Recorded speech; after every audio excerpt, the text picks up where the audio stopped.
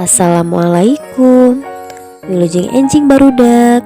Selamat pagi anak-anak. Kapendak deui sareng ibu di pembelajaran bahasa Sunda. Masih di pengajaran opat, dinten ayeuna urang bakal diajar ngeunaan ngaran pakakas dina bahasa Sunda.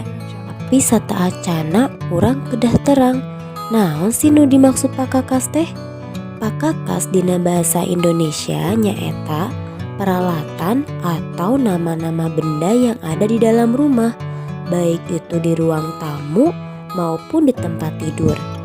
Ya, sababaraha nama pakakas anu benten sebutanna antara bahasa Indonesia jeung bahasa Sunda.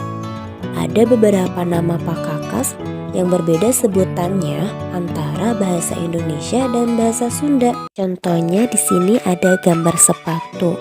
Dalam bahasa Sunda yaitu sapatu. Lalu ada gambar kunci yang dalam bahasa Sundanya yaitu kunci. Dan terakhir yaitu gambar sepeda atau dalam bahasa Sundanya yaitu sapeda. Jeung sajabana dan masih banyak lagi contoh yang lainnya. Ayeuna hayu urang sebutkeun ngaran pakakas naon wae sih nu aya di ruang tamu. Aya kursi, meja, buku, bingkai foto, lampu, lamari, jeung sajabana dan yang lainnya. Nah, ayeuna pakakas naon wae nu aya di tempat sare? Nah, sekarang peralatan atau benda apa saja yang ada di ruang tempat tidur?